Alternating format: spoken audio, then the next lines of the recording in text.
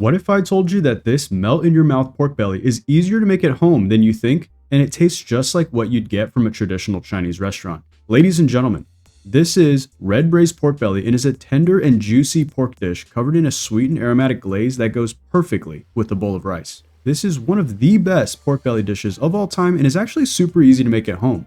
So if you want a foolproof way to make the very best pork belly, then come with me. Most of you have probably seen this dish somewhere on the internet or maybe a Chinese restaurant, but do you know its origins? Well, for starters, red braised pork belly in Chinese is called Hong Shao Rou, which literally translates to red, braised or cooked, and meat. It's a classic pork belly dish that's commonly known to originate from China and has sweet, savory, and aromatic notes. Thanks to ingredients like garlic, ginger, different soy sauces, rock sugar, and a lot of amazing spices, all of which are traditional in Chinese cuisine. That may sound like a lot, but I promise you that this dish is easier to cook than to talk about. So let me show you how it's done. Now, before we get to the recipe, I just want to say if you're enjoying the video so far, why not hit that like button to help support the channel? Every like goes a long way for a small cooking channel, so I really appreciate it in advance. Today, we're working with this 2-pound cut of skin-on pork belly. Now, you can absolutely get skinless pork belly for this recipe, but you're not going to get the best possible results because that melt-in-your-mouth skin is so critical to this dish. Another thing to look out for when choosing your pork belly is to get the one with the highest meat to fat ratio. Pork belly is already super fatty on its own, so we don't want to overpower the rest of the dish with too much rich fat. We're going to start preparing our pork belly for its water bath. So the first thing we're going to do is cut our pork belly into 1.5-inch cubes. Cut your pork belly into long, thick strips and then slice again for perfect cube-like pieces. You can definitely cut your pork belly into larger pieces, but I wouldn't recommend going any smaller because that's going to risk drying out your meat during the cooking process. So once our pork belly is cubed, we're going to fill up a large wok or stock pot with cold water and add our cubed pork belly in it while the water is still cold. Turn the heat to the highest setting and we're going to let the pot heat up until the water starts boiling. Once we've got the rolling boil, turn the heat down to low. Boiling the cubed pork belly this way serves a dual purpose. It's going to tighten those protein fibers in the pork belly, so once we braise it low and slow, it's not going to fall apart, but instead be fork tender while holding its shape. Additionally, we boil out the impurities from the pork belly for a cleaner pork taste and to get some of that oil out of the fat. After about 10 minutes of simmering, we're going to drain our pork belly and give it a quick rinse under cold water to remove any remaining scum. This is also a good opportunity to remove any stray hairs on the skin as they'll be soft and easy to remove. We need to make sure our pork belly is dried off and cooled down, so set them aside while we clean our wok and get ready to prepare the braising liquid. Get your wok or pot back on the stove and set the heat to medium to preheat. After a few minutes, add 2 to 4 tablespoons of a neutral oil, just enough for a thin layer to cover the bottom of the pan. After that, we're going to add 2 tablespoons worth of rock sugar and stir to avoid burning the sugar. You can substitute rock sugar with white sugar. The difference is minimal. Rock sugar has a more subtle sweetness to it compared to white granulated sugar.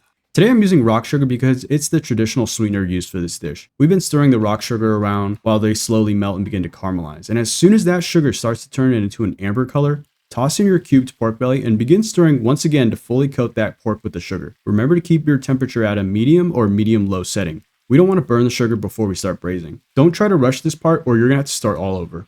This step should only take a minute or two since our pork belly is already fully cooked and is going to be braised later. Once coated, toss in 1/3 cup of Shaoxing wine. Good substitutes for Chinese Shaoxing wine are dry sherry or Japanese mirin, both of which will help neutralize the gaminess of pork belly and add flavor.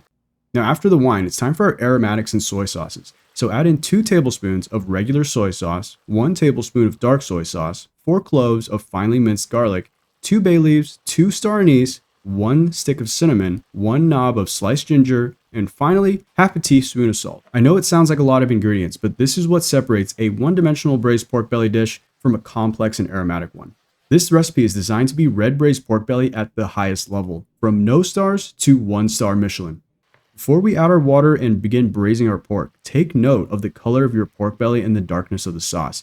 A great tip I learned from the walks of life is that the color of your liquid right now is going to be very close to the final color of your glaze after braising and reducing your liquid.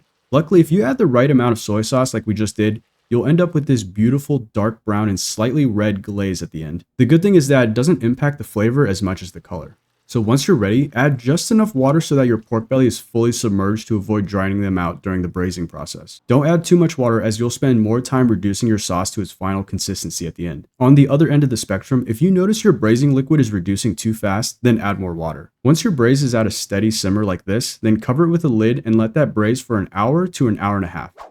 It's been about 30 minutes now and we're going to check on our pork belly. You don't need to do this, but I want to show you what the pot should look like during the halfway point. Notice we've still got plenty of liquid in our pan and the color of the pork belly is just starting to get darker.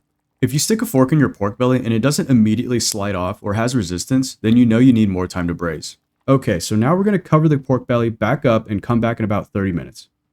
It's been over an hour since we started braising our pork belly, so we're going to check on it once again, and by the looks of it, things are still looking good. Our braising liquid has reduced even further and our pork belly is uber tender. A fork test proves that this pork belly is going to be melt in your mouth tender and ready for consumption.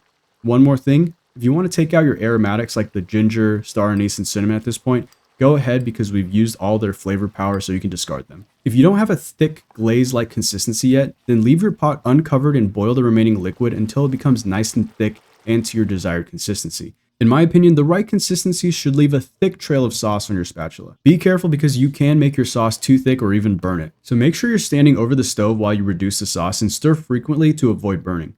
Once you're satisfied with the tenderness of your pork and the consistency of your sauce, it's time to plate.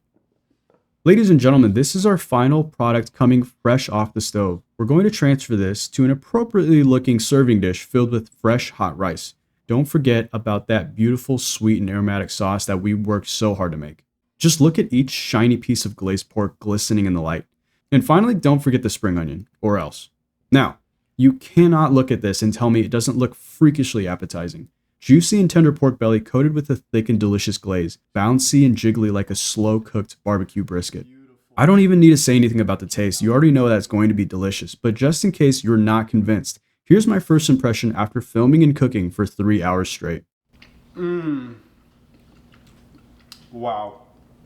My friends, I just want to say thank you for watching my video today and learning about this amazing recipe. Again, if you liked the content and want to see more, go ahead and like, subscribe, or comment down below to show your support. If you do end up trying this recipe out for yourself, let me know down in the comments how it went for you and if you liked it. Well, until my next video, I will see you guys next time.